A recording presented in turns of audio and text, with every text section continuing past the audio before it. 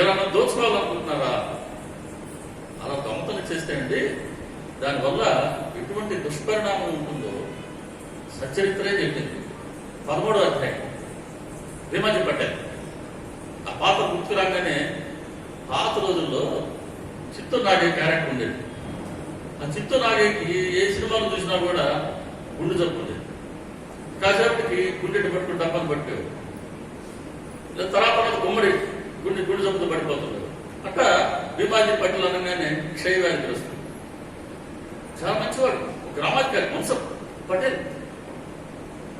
నారాయణ ఖేడ్ అనుకుంటా వాడు ఊరి పేరు. చిన్న గ్రామం, దానికి ఆయన గ్రామాధికారి. చాలా మంచివాడు, సాత్వికుడు. వచ్చేపోయేవాడు, భోజనం పెట్టేవాడు, వాడు వచ్చిన పని పూర్తి చేసేవాడు. ఇంటి నిండా బాగా ఆస్తిపాస్తులు ఉన్నాయి, భగవంతుడు అన్ని ఇచ్చాడు. అటువంటి వ్యక్తి చాలా మంచివాడికి, సాత్వికుడికి, పరోపకారం చేసేవాడికి క్షయవ్యాధి వచ్చింది.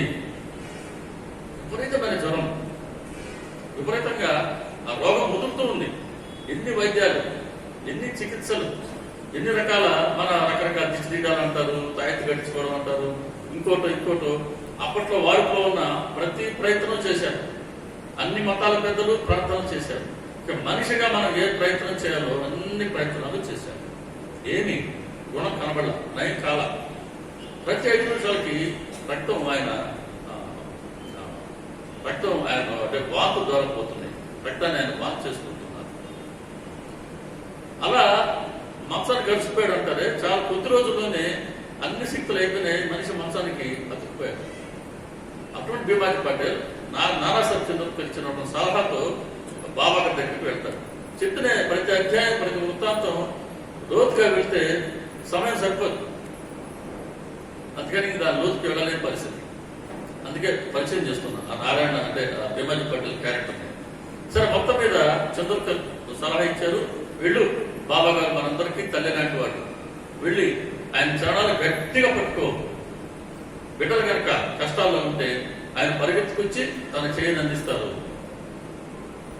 క్షయవ్యాధి కాదు, ఎటువంటి మహారోగమైనా సరే ఆయన దర్శనంతో తొలగిపోతుంది. నువ్వు వెళ్ళి ఆయన పాదాలు గట్టిగా పట్టుకో. ప్రస్తుత పరిస్థితుల్లో అంటే ఈ నేపథ్యంలో నీ ముందున్న తరుణోపాయం ఇది ఒక్కటే అన్నాడు. అక్కడ వెళ్ళి బాబాగారి పాదాలు గట్టిగా పట్టుకున్నావా, ఆ పాదాల మధ్యలో శిరస్సు ఉంచామా, ఇంకంతకు మించిన రక్షణ లేదు.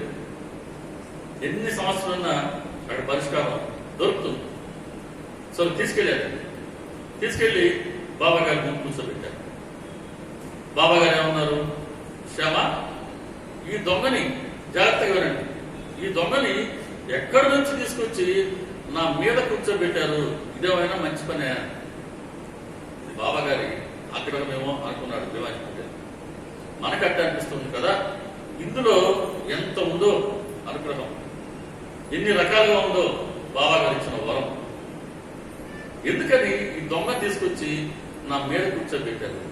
ఆయన మీద కూర్చున్నాడా, ముందు కూర్చున్నాడా? ముందు కూర్చోబెట్టా. బాబా ఏమంటున్నారు? మనం ఇంట్లో మాట్లాడుతుంటాం, పిల్లలు వచ్చి మన ముందు కూర్చొని ఉంటాం. మనం మాటలు పడిపోతే సమయం తెలుస్తుందండి. సో చాలాసేపు మాట్లాడాం, పిల్లడు అక్కడ కూర్చొని తిరుగుతున్నాడు. అప్పుడు ఏం చేస్తాం? బిడ్డను తీసుకుని ఒళ్ళో కూర్చోబెట్టుకుంటాం. కాబట్టి మన ముందు కూర్చొని బిడ్డని మన మీద కూర్చోబెట్టుకుంటాం. అలాగే బాబాగారు ముందు కూర్చోబెడితే భీమాజీ పటేల్ని ఆయన ఏమంటున్నారు? నా మీద కూర్చోబెట్టారు. ఇప్పుడు మనందరం మరి ఆయన ముందు కూర్చోన్నాం లేదా? అంటే మనందరినీ ఇప్పుడు ఆయన మీద కూర్చోబెట్టుకుని ఉంటారు. అంటే మనందరినీ ఆయన తల్లి పాత్ర అయింది, బిడ్డల పాత్ర మంది. తల్లి బిడ్డని ఎంత మమకారంతో ప్రేమతో చూస్తుందో అంతే మమకారంతో ఆయన మనందరినీ చూస్తున్నారు. మనందరి పట్ల ఆ తల్లి ప్రేమతోనే ఆయన ఉంటున్నారు. వరం అది. సో ముందు కూర్చోబెడితే ఆయన మీద కూర్చోబెట్టుకుంటున్నారు. ఎంత భాగ్యమో. కాసేపు ఆయన ముందు మనం కూర్చుంటే, బాబా గారి స్మరణ చేస్తే, అది నామస్మరణ, భజన, లేకపోతే పారాయణ, సత్సంగమ, హారతుల, బాబా గారి ఊరికే నార్మల్గా 4 మాటలు మాట్లాడుకోవడం, ఇలా చేస్తే మన ముందు ఆయన కూర్చుంటారు. ఆయన ముందు మనం ఉంటాం. కాబట్టి ఆయన రక్షణ మనందరికీ ఎల్లవేళలో. మరి దొంగ నాయకుడు ఈ దొంగను తీసుకొచ్చి అన్నాడు కాదు కదా. ఇప్పుడు ఆయన మంచి గుణం అని చెప్తున్నాం, సాత్వికుడు అని చెప్తున్నాం, పరోపకారం చెప్తున్నాం. కానీ దొంగ అంటున్నాడు బాబా గారు. అంటే ఏ జన్మలోనో దొంగతనం